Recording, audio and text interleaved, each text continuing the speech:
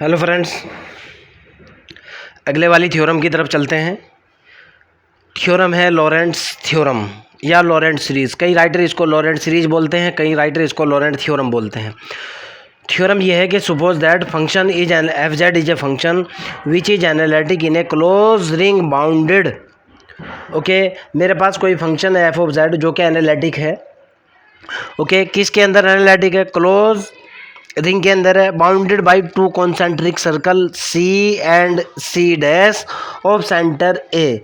Okay, यानी मेरे पास जो एनालिटिक फंक्शन है वो एक रिंग शेप रीजन के अंदर बाउंडेड है। ओके, जो दो सर्कल से घिरा हुआ है, पहले वाला सर्कल सी और दूसरे वाला सी डैश है, जिसका सेंटर ए है और radius R and R dash है। ओके, मतलब ये है कि अगर मेरे पास जो है, ज़रा समझने की कोशिश करना, ग्राफ बनाने करके आपको समझाने की कोशिश करूँगा। मान लिया जाए ये मेरे पास कोई सर्कल है सपोज दैट, और ये मेरे पास कोई दूसरा सर्कल है सपोज दैट। ओके, कहना चाह रहा है कि दोनों का सेंटर जो है ना वो ए है, दोनों का सेंटर ए है। ओके, एक सर्कल है मेरे पास, ये सपोज दैट ये जो बाहरी सर्कल है ये मेरा सर्कल सी है, जो अंदर वाला सर्कल है ये सर्कल मेरा सी डैश है, और ये जो रीज़न है, ये वाला जो रीज़न है, इसके अंदर जो है ना मेरा जो रिंग शेप रीज़न ये जो बना है, अंगूठी टाइप जो रीज़न बना है, इसके अंदर मेरा जो फंक्शन है वो क्या है? F Z is analytic close and bounded concentric. इसके अंदर फंक्शन मेरा एनालिटिक फंक्शन है। आगे कहना चाह रहा है कि उनके जो कॉन्सेंट्रिक सर्कल है, एक की रेडियस आर है, दूसरे की आर डैश है। ओके, कंडीशन लगा रखी है कि आर डैश आर बड़ा है आर डैश से, तो जाहिर सी बात है यहाँ से ये वाली जो रेडियस है ये तो है मेरे पास आर, ये वाली रेडियस तो है आर, और ये वाली जो रेडियस है ये है मेरे पास R dash. Okay, according to the question. आगे कहना चाह रहा है Z is the point of annulus. ये जो रिंग शेप रीजन है इसको बोलता हूँ मैं एनुलस। अगर जेड इसके अंदर कोई पॉइंट है, सपोज दैट यहाँ भी हो सकता है, सपोज दैट जेड यहाँ भी हो सकता है, जेड यहाँ भी हो सकता है, देन तब आपको प्रूफ करना है F of Z is equal to summation N बराबर 0 to infinity A N Z minus A की power N plus summation N बराबर 1 to infinity B N Z minus A की पावर माइनस के N, where A N जो है 1/2 pi iota F T D T divided T minus A की power N plus 1, B N is equal to 1/2 pi iota F T D T T minus A की power minus N plus के 1। Okay, this is your question. समझ आती है मेरी बात? अब मैं आगे की तरफ चलता हूँ। ये जो मैं रिंग शेप रीजन जिसका मैंने आपको ग्राफ बताया है, थोड़ा सा इसके बारे में लिखता हूँ और क्वेश्चन को हल करने की, थ्योरम का प्रूफ देने की मैं कोशिश करता हूँ।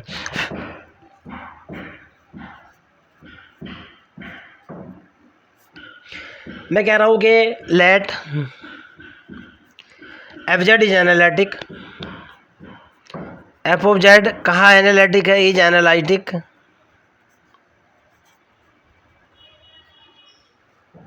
इन ए क्लोज रिंग, एक क्लोज रिंग के अंदर एनालिटिक है, बाउंडेड बाई, जो क्वेश्चन के अंदर लिखा हुआ है वही लिख रहा हूँ भाई, bounded by two concentric circle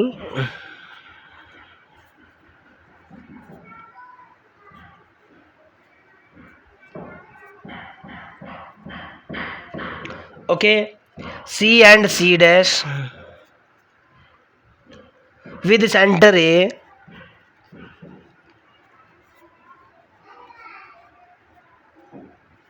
and radii, जो रेडियस है उसको बोलते हैं शॉर्ट में radii, R and R dash. Okay, question के अंदर भी यही दिया हुआ है। मैंने फंक्शन को मान लिया कि मेरा फंक्शन जो है एनालिटिक है। इस ये जो रिंग बना हुआ है, इस रिंग के अंदर जो है ना एनालिटिक है, जो दो कॉन्सेंट्रिक सर्कल से घिरा हुआ है, एक की रेडियस आर है, दूसरे की आर डैश है, जिसका सेंटर पॉइंट ए है। ओके, आगे की तरफ चलते हैं। और z is any point within C, ये वाला जो रीजन है इसके अंदर z इज एनी पॉइंट, किसका पॉइंट है? Of ring. ये वाली जो रिंग है इसका कोई ना कोई पॉइंट z है। यहां से आगे चलता हूं भाई। अब नाउ मैंने क्या सपोज किया? मैंने सपोज सबसे पहले ये किया कि भाई मेरे पास जो r है, जरा उसकी बात कर लेते हैं। नाउ मैंने माना कि सपोज दैट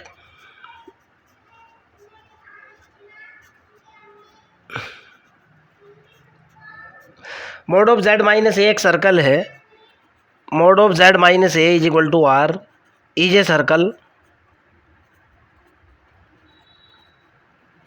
और ये सर्कल किस तरीके से है, कंडीशन ये लगा दी मैंने कि R dash less than mod of z minus A is equal to R less than R, इन दोनों के बीच में है। ज़रा समझने की कोशिश करना आप। ओके, इनके बीच में जो है ना मैंने एक सर्कल सपोज किया, दोनों के बीच में मैंने एक सर्कल सपोज कर लिया यहाँ आर और आर डैश के बीच में, यहाँ एक मैंने सर्कल सपोज किया जिसका सेंटर ए है और जेड ये पॉइंट बना हुआ है मैंने जेड, आपको मैं बार बार कह रहा हूँ यहाँ मान लो या यहाँ मान लो। ओके, यहाँ से मैंने एक ऐसा सर्कल सपोज किया ये इस तरीके से, क्यों, मेरी टेलर सीरीज सर्कल के ऊपर काम करती है। क्लियर है ना। और उसके लिए मैंने कंडीशन लगाई कि ये जो सर्कल है, ये जो दो सर्कल है इन दोनों के बीच में है, यानी रिंग शेप रीजन के बीच में है। देन वी नो दैट, कुछ फंडामेंटल प्रॉपर्टीज़ है, पहले वो लिखूंगा उसके बाद आगे की तरफ चलूँगा। वी नो दैट, क्या जानते हैं हम भाई, पहला जो फार्मूला होता है 1/1 माइनस बी, इसको मैं लिख सकता हूँ बेटा, द्विपद पर में लगाऊंगा 1 माइनस बी की पावर -1, और इसको लिखा जा सकता है कितना भाई, 1 प्लस के बी स्क्वायर प्लस बी की power 3 and so on plus B की पावर n प्लस बी की पावर n प्लस के 1/1 माइनस के बी। टेलर सीरीज के अंदर मैंने इस फार्मूले का यूज़ किया था। ये एक फ़िक्स फार्मूला है, द्विपद पर में है, आप इसका यूज़ जहाँ भी इसकी ज़रूरत पड़ती है वहाँ लगा सकते हो, इसलिए मैंने पहले से ही फार्मूला लिख लिया। क्लियर। फार्मूला नंबर 2, ध्यान से सुनना, मेरे पास इसकी ज़रूरत पड़ने वाली है इसलिए इसको पहले ही लिख रहा हूँ मैं। 1 माइनस टी माइनस के ए डिवाइडेड बाई जेड माइनस के ए की टोटल पावर -1। ओके, समझ आती है मेरी बात। इसको मैं लिख सकता हूँ बेटा, इसकी ज़रूरत पड़ने वाली है, फिर आप समझ जाओगे स्टार्टिंग में इसको क्यों लिख रहे हो। इसको लिख सकता हूँ मैं 1 माइनस टी माइनस के ए डिवाइडेड बाई जेड माइनस के ए। जब मैं इसको सॉल्व करूँगा एक स्टेप इसके अंदर से ख़त्म हो जाएगा, आप खुद भी समझ सकते हो। जेड माइनस के टी बचेगा, माइनस ए और प्लस ए ये कैंसिल आउट हो जाएगा। ज़रा देखो आप, ये बचेगा मेरे पास T minus A divided by Z minus के टी, जिसका मैं यूज़ करूँगा, यानी ये डायरेक्टली इसके बराबर लिखूँगा। Okay, formula number 2। तीसरा जो फार्मूला मैं यूज़ करूँगा बेटा, ध्यान से देख लेना आप, फार्मूला नंबर 3 जो मैं यूज़ करूँगा, चूँकि मेरे पास जो है यहाँ देखो भाई आप, ये जो आर है और ये आर है, ये दोनों के दोनों जो है, चूँकि आर लेस देन आर है, तो इसका मतलब ये निकलता है कि R upon capital R less than 1 होगा। जब ये लेस देन डिवाइड करके देखो आप, लेस देन 1 हो जाएगा। अगर मैं इसकी power n tending to infinity करता हूँ, यहाँ से देखना नाउ, अगर मैं ये केस लेता हूँ limit n tending to infinity Taylor series वाला, r अपॉन r की पावर अगर मैं n कर दूंगा, तो जाहिर सी बात है जब कोई क्वांटिटी 1 से लेस है, जैसे 0.05 है, और उसकी पावर इन्फिनिटी करूँगा, तो जाहिर सी बात है ये 0 की तरफ पहुँच जाएगी। देखो आप 0.02 ले लो, अगर आप इसकी पावर इन्फिनिटी करते हो, अनंत करते हो, तो किस तरफ पहुँचेगा ये 0.02 यानी 0.000000001 0 अप्रोक्सीमेटली 0 की तरफ पहुँच जाएगा ना। उसी केस को लेकर के चल रहा हूँ। सिमिलरली मैं क्या कहूँगा भाई, सिमिलरली ये केस भी होगा मेरे पास, अगर मैं इसका इसके साथ लेकर के चलता हूँ, यहाँ मेरे पास बराबर हो जाएगा ये limit n tending to infinity. यहाँ देखो बेटा आर को, और ये देखो आप यहाँ लिखा हुआ है R dash less than R, जब इसको डिवाइड करूँगा तो यहाँ भी होगा आर डैश अपॉन आर की power n is equal to 0। मैं इनका यूज़ करने वाला हूँ इसलिए पहले ही लिख रहा हूँ। ओके, और एक बात और भी है बेटा, इंटीग्रेशन, ये तो आप जानते ही हो बेटा, मोड ऑफ डी टी।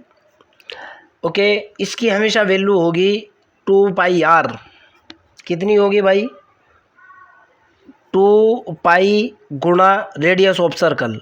मेरे को भी नहीं पता कौन सी रेडियस होगी, लेकिन ये फिक्स फार्मूला है, रेडियस ऑफ सर्कल। ये अगले वाला फार्मूला है जिसका मैं यूज़ करूँगा। ये टेलर सीरीज के 2 कंसेप्ट हैं जिनका मैं यूज़ करने वाला। ओके, नाउ अब मैं कॉची थ्योरम लगाते हुए चलूँगा और रिजल्ट निकालने की कोशिश करूँगा। Now I will apply the Cauchy integral formula. Okay, चलो नाउ बाई कॉची फार्मूला। ध्यान से सुनना बेटा, मेरे पास सर्कल के अंदर सर्कल है, एक बड़े वाला है, दूसरा छोटे वाला है। तो मैंने आपको कॉची एक्सटेंडेड थ्योरम बताई थी।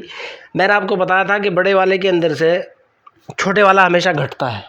ओके, जब सर्कल के अंदर सर्कल होता है, अगर आप मेरी लेक्चर सीरीज़ देखते हुए आ रहे हो तो वहाँ मैंने आपको ये बात बताई थी कि अगर एक सर्कल के अंदर दूसरा सर्कल होता है तो कॉची इंटीग्रल फार्मूला अप्लाई होता है, बड़े वाले सर्कल के अंदर से छोटे वाला सर्कल का घटा दिया जाता है। ओके, मैं वही कह रहा हूँ भाई, Cauchy extended theorem, Cauchy extended theorem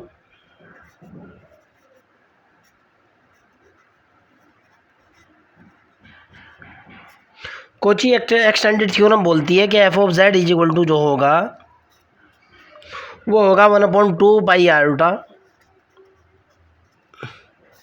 curve integration F T D T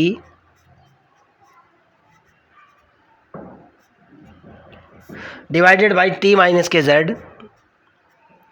जो पॉइंट यहाँ होता है वही यहाँ होता है, माइनस बड़े वाला सर्कल सी माना हुआ है मैंने, माइनस 1/2 पाई आयोटा, ये हो जाएगा C dash F T D T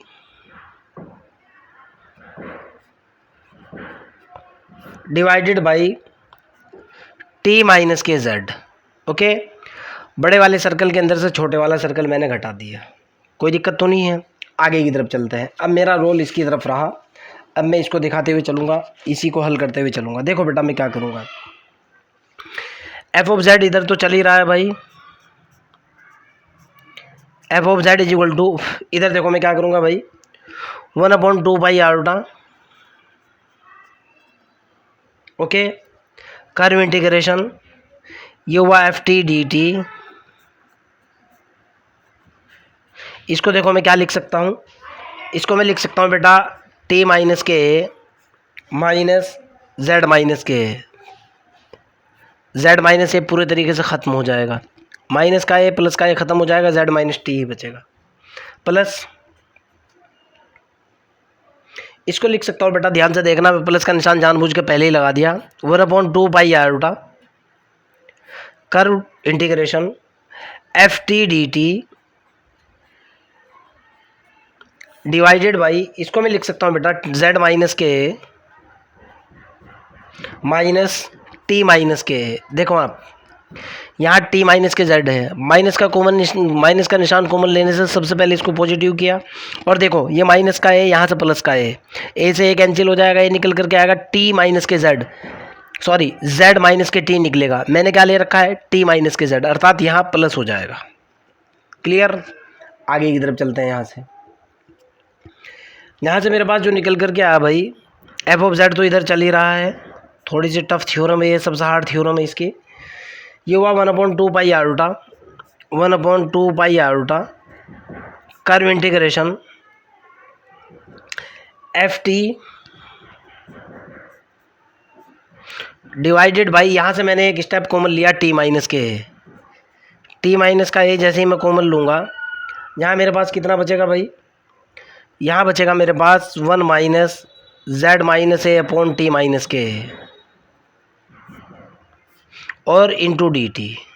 clear, plus यहाँ मैं कॉमन लूँगा 1/2 पाई आयोटा तो है ही, curve integration F T D T, कोई दिक्कत वाली बात नहीं है, डिवाइडेड बाई, यहाँ से मैंने जेड माइनस के कॉमन ले लिया, कितना बचा मेरे पास 1 minus T minus A upon Z minus ए। अब ये ऊपर लेकर के जाऊंगा और इसके ऊपर द्विपद पर मैं अप्लाई करूंगा। मैं यहाँ से मेरे पास निकल करके आया F of Z is equal to 1/2 pi iota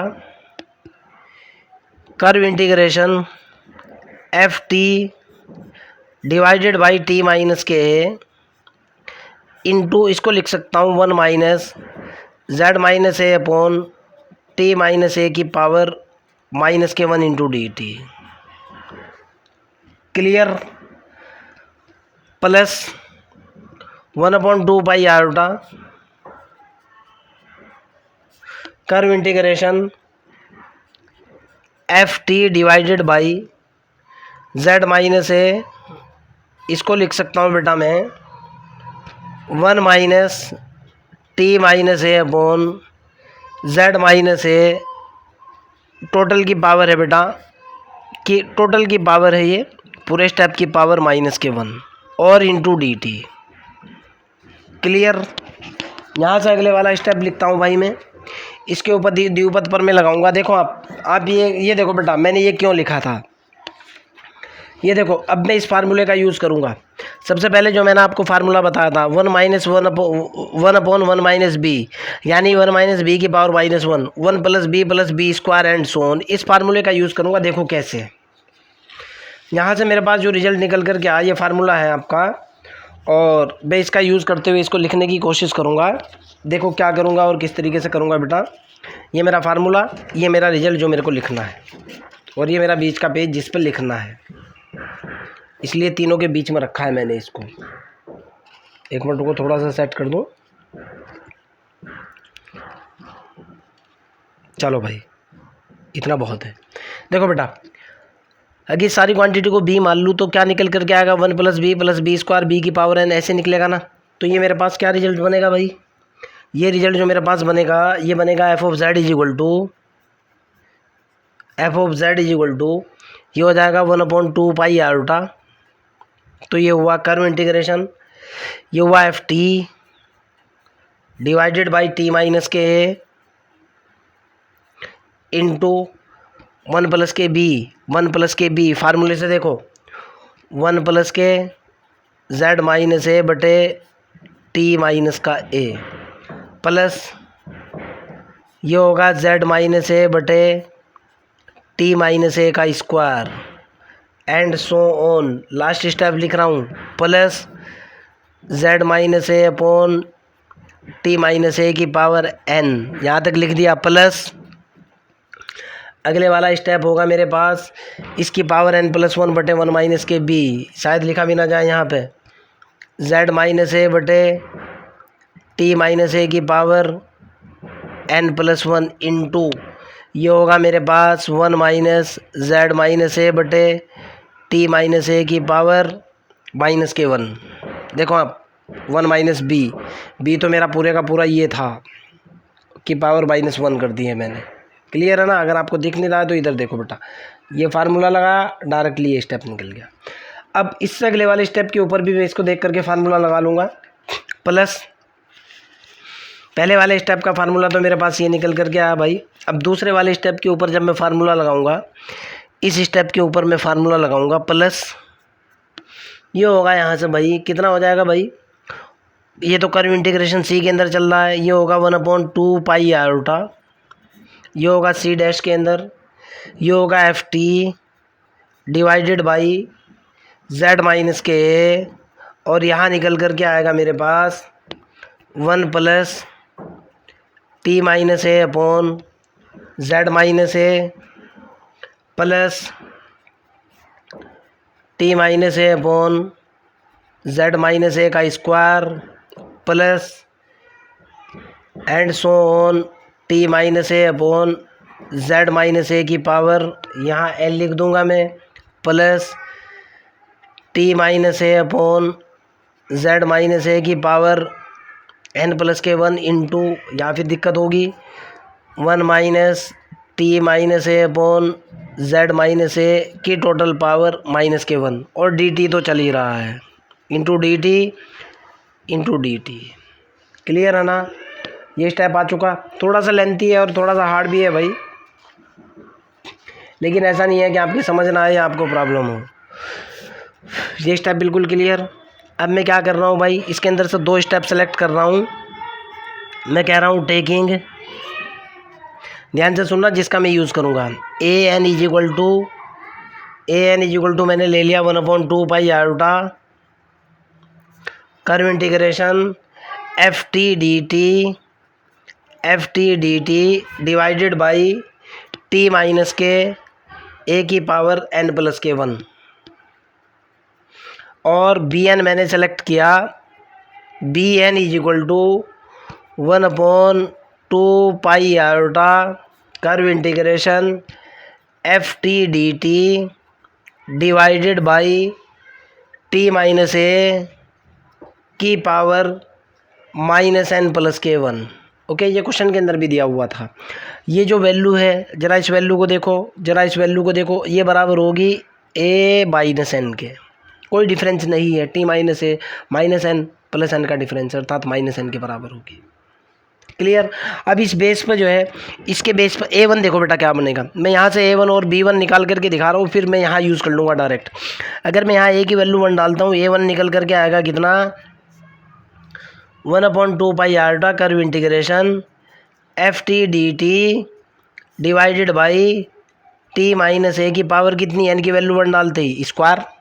अगर मैं a2 कैलकुलेट करूँगा निकलेगा 1/2 F T D T divided by T minus के ए की पावर 3 हो जाएगा ना। और अगर मैं b1 की बात करूँगा, b1 इज इक्वल टू जो होगा यहाँ से n की वैल्यू 1 डालने पर 2 ये होगा F T D T divided by T minus A की पावर 0। और अगर b2 की बात करूँगा, वो निकलेगा 1/2 curve integration F T D T divided by T minus A की पावर n की वैल्यू 2 डालते ही -1। ऐसे ही होंगे ना रिजल्ट्स। देखो आप यहाँ 1 डालोगे ये निकलेगा, 2 डालोगे ये निकलेगा, 1 डालोगे ये निकलेगा, यहाँ 2 डालोगे ये निकलेगा। इन सब का यूज़ मैं ऊपर वाली इक्वेशन के अंदर कर रहा हूँ और अगला रिजल्ट कैलकुलेट करने की कोशिश करूँगा। देखो बेटा नाउ ज़रा इसको देखो, यहाँ से लिखूँगा भाई। अब मैं ये तो हुआ, इसको देखो पहले, F of Z is equal to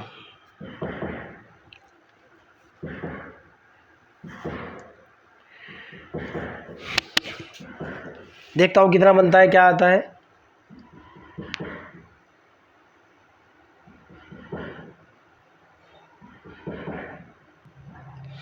जब मैं इसके अंदर मल्टीप्लाई करूँगा, पहले वाला रिजल्ट जो निकल करके आएगा वो ये निकलेगा बेटा 1/2 हो जाएगा। ध्यान से देखना है, curve integration F T D T होगा डिवाइडेड बाई टी माइनस के, पहला तो ये निकलेगा। जब मैं अगले वाले से गुना करूँगा, ये निकलेगा 1/2 हो जाएगा। ओके, और यहाँ हो जाएगा बेटा इंटू जेड माइनस के ए होगा into curve integration F T D T divided by T minus के ए का square plus and so on. ऐसे ही तो होता जाएगा ना। पहले वाले स्टेप को देखो आप, उससे अगले वाला स्टेप निकल करके आएगा, इस तरह से स्टेप बनने शुरू हो जाएंगे भाई। क्लियर है ना, कोई दिक्कत तो नहीं है। प्लस करके बहुत सारे स्टेप्स बनेंगे। अब अगर प्लस, ये तो कर्व इंटीग्रेशन सी के अंदर बनेंगे, अगर मैं सी डैश की बात करता हूँ, ये होगा प्लस 1/2 ओके। अब ये देखो बेटा, जब मैं इसके अंदर मल्टीप्लाई करूँगा, ये निकल करके आएगा कितना भाई, पहले वाला स्टेप तो निकलेगा F T D T divided by Z minus के, पहला स्टेप तो ये निकला सी डैश का, प्लस यहाँ से मेरे पास निकल करके आएगा भाई 1/2 ये हुआ 2 F T D T T minus A divided by Z minus A का square plus and so on. ऐसे ही तो बनेगा। अब देखो बेटा, इस फार्मूले से पहले वाले स्टेप को, इसको मैंने, ये जो था ये जनरली इसको मैंने A0 मान लिया। आपकी मर्जी है, इसको जो का तुम भी रख सकते हो। This is suppose that A0। Okay, आगे चलते हैं भाई। तो पहले वाले को मैंने क्या मान लिया, A0 मान लिया। अब देखो लिखने का तरीका क्या होगा। ये हुआ F of Z is equal to, और इस सारे को मैंने कितना मान लिया, suppose that this is A0 plus यहाँ से मेरे पास जेड माइनस के है, तो ये बना Z minus A into 1/2 T minus A का, ध्यान से देखो बेटा, टी माइनस ए का स्क्वायर, इसकी वैल्यू देखो कितनी रखी हुई है। ये देखो फार्मूले के अंदर जब मैंने सपोज करके मानी थी, ये कितना निकल करके आया था, A1 के बराबर था। देखो ये निकला Z minus A into A1 F T D T T minus A का square into 1/2 Z minus A into, ये कितना बन गया A1 प्लस इससे अगले वाला कितना निकलेगा, इसी तरीके से हो जाएगा z माइनस ए का square into A2 plus and so on. Clear. Last step निकल करके आएगा an z माइनस ए की पावर हो जाएगा n, और उससे अगले वाला जो स्टेप निकल करके आएगा वो बाद में लिखूंगा मैं n+1 वाला, उसको मैंने मान लिया un+k1। एक बार पहले लिख लूँ इनको मैं, उसके बाद आपको समझाऊंगा। एक स्टेप तो बना मेरा ये, an तक तो मैंने लिख दिया, अगले वाले स्टेप को मैंने मान लिया कि वो un+1 है। सपोज दैट अब bn को लिखो भाई, ये देखो बेटा b, ये वाला b वाला जो स्टेप्स था प्लस इसको मैं लिख सकता हूँ पहले वाले स्टेप को, देखो आप उसी तरीके से सेम मैनर से पहले वाले वाला बनेगा मेरे पास b0, ये वाला देखो आप z, ये देखो आप ये तो 1 हो जाएगा भाई, किसी भी वेरिएबल की पावर 0 होती है 1 होगा, 1/2 पाई आयटा एफ टी, 1/2 पाई आयटा एफ टी, ये हुआ मेरे पास कितना b1 बटे ये हुआ z माइनस के a। देखो आप अगले वाला इसी तरीके से होगा मेरे पास, जब अगले वाले स्टेप को लिखूंगा इसको मैं t माइनस ए, देखो बेटा कभी आपको डाउट लग जाए, इसकी पावर -1 है, ऊपर जाकर के पावर प्लस हो जाएगी, ये वाली देखो ये माइनस है, ये ऊपर जाने के बाद प्लस हो जाएगी, अर्थात ये बनेगा मेरे पास b2 बटे z माइनस ए का स्क्वायर प्लस अगले वाला इसी तरीके से बनेगा b3 बटे z माइनस ए की पावर 3 प्लस लास्ट वाले स्टेप को मैंने मान लिया सपोज दैट vn+k1। अब सवाल पैदा ये होता है कि सर ये un और vn क्या है, बस इनको सॉल्व कर देना है, मेरा काम बन जाएगा। ओके, अब देखो बेटा un कौन सा स्टेप है और vn कौन सा स्टेप है। भाई यहाँ तक मैंने n वाई स्टेप तो लिया ही है, इनमें से n वाई स्टेप ले रखा है, un+1 यानी उससे अगले वाला स्टेप है, तो un+1 जो मेरे पास होगा बेटा वो ये होगा, देखो आप un+1 वाला जो स्टेप होगा वो होगा 1/2 पाई आयोटा 2 पाई आयोटा कर्व इंटीग्रेशन उसी मैनर से F T D T divided by यहाँ होगा t माइनस के z इंटू z माइनस के a divided by t minus a की पावर n+k1, उसी तरीके से होना चाहिए इंटू डी टी।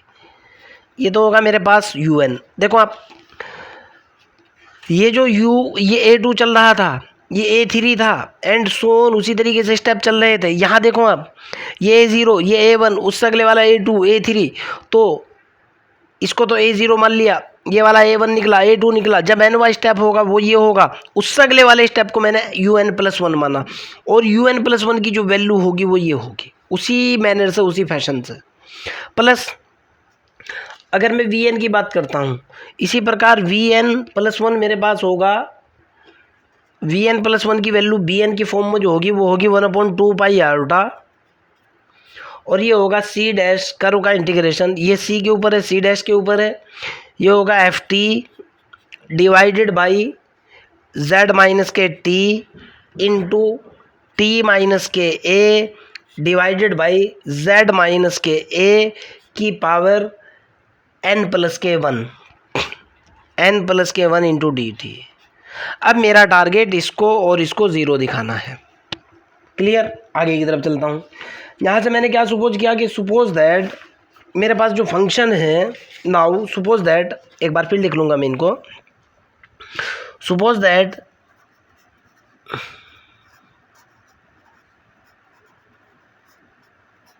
जो मेरा फंक्शन है F of Z is equal to, ये ले लो आप capital M is equal to max of F Z है, maximum of F of Z.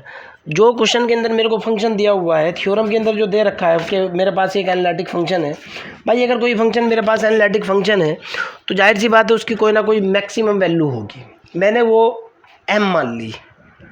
Okay, और ये जो मैक्सिमम वैल्यू मानी है इन कर्व इंटीग्रेशन c के अंदर मानी। मेरे पास ग्राफ कुछ इस तरीके का है, ऐसा है, ये सेंटर है, ये बाहरी ग्राफ, ये वाला ग्राफ यहाँ से ये c है, ये अंदर वाला ग्राफ c डैश है। ओके, एक मैक्सिमम वैल्यू मानी मैंने फंक्शन की, और यहाँ मेरा z पॉइंट पड़ रहा था और यहाँ से मैं ऐसे काम कर रहा था। क्लियर है ना।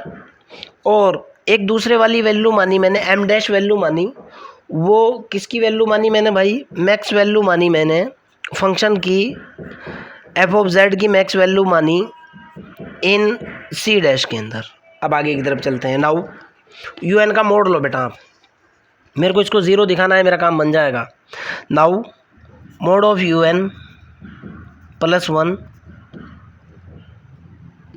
लेस देन और इक्वल टू, आपको पता है इंटीग्रेशन की प्रॉपर्टी होती है, अगर मेरे पास integration f into D X है तो ये लेस देन और इक्वल टू होता है इंटीग्रेशन के अंदर f x into D X. ये बताने वाली बात नहीं है, मैंने पहले से ही लेस देन लगा दिया।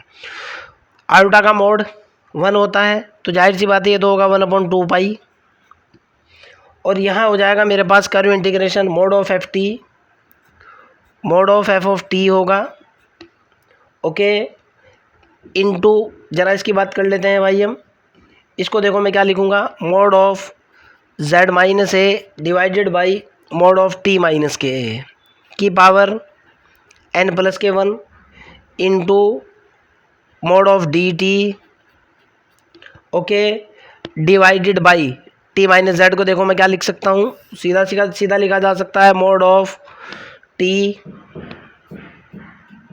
माइनस मोड ऑफ z, इसमें कोई आपत्ति नहीं है, ओके। अब देखो बेटा, फिर आप ये कहोगे कि सर क्या लिख दिया है आपने, कैसे कर दिया है। पहली बात तो ये है कि मैंने जो माना था z minus A is equal to मैंने मान रखा था r, और t minus A is equal to मैंने मान लिया सपोज दैट कैपिटल R। अब ओके, समझ आती है मेरी बात, ये स्टार्टिंग में मैंने माना था।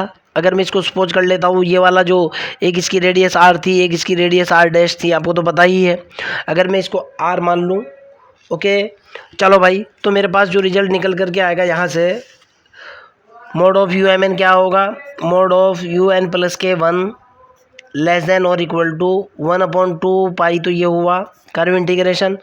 इसकी वैल्यू मेरे पास कितनी निकल करके आई, mod of F T D T की है तो हुआ मेरे पास कैपिटल M इंटू r/r, ये हुआ मेरे पास कैपिटल R/ स्मॉल r की पावर n प्लस के 1, ओके।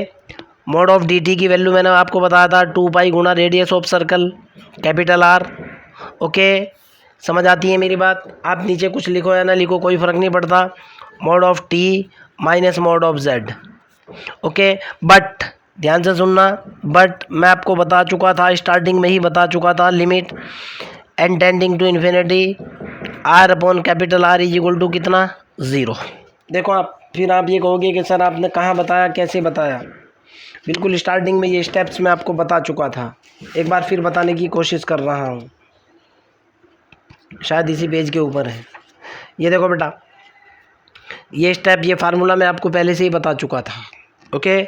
मैंने इसी का यूज़ किया, और इसका यूज़ करते ही ये मेरे पास मोड ऑफ यू एन की वैल्यू कितनी निकल करके आई, so that mod of U N plus के 1 इज इक्वल टू 0। क्लियर, कोई दिक्कत नहीं है। अब मैं वी एन की बात करूँगा।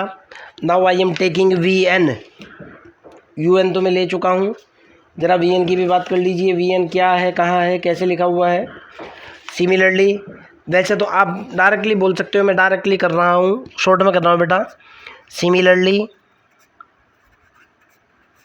ये जो मेरे पास वी एन है, ये वाला जो वी एन है, okay, similarly mod of V N plus के 1 इज इक्वल टू 0 होगा। आप अगर इसको सॉल्व करना चाहते हो, आप इसी तरीके से इसको सॉल्व कर लो। सॉल्व नहीं करना चाहते, सिमिलरली आप वी एन को क्या दिखा सकते हो, 0 दिखा सकते हो, ओके। जब ये दोनों के दोनों स्टेप 0 हुए तो नाउ मेरे पास एफ ऑफ जेड की वैल्यू कितनी निकली। नाउ एफ ऑफ जेड मेरे पास निकल करके आया भाई, कितना निकला, यहाँ से देखो आप, यू एन और वी एन तो 0 हो चुके इसके अंदर, ये वाला स्टेप 0, ये वाला स्टेप 0, अर्थात इसको लिख सकता हूँ मैं A0। यहाँ ये देखो बेटा, अगर डाउट है तो यहाँ से देखो, ये हो जाएगा A0 plus Z minus A into A1 plus Z minus A का square into A2 plus and so on, और ये होगा B प्लस, उससे अगले वाला क्या होगा भाई, plus B1 upon Z minus A plus B2 upon Z minus A का स्क्वायर एंड सो ऑन। और इस सारे स्टेप को क्या लिख सकता हूँ, सिग्मा के ऊपर। जैसे मैं इसके ऊपर सिग्मा लगाने की कोशिश करूँगा और उसको सॉल्व करने की कोशिश करूँगा, तो ये स्टेप मेरे पास क्या निकल करके आएगा भाई, मैं जैसे ही इसके ऊपर सिग्मा लगाऊंगा, यहाँ से एक पेज बचाने के चक्कर में लगाऊं, लेकिन बचा नहीं पाऊंगा भाई मैं, मुझे लग रहा है।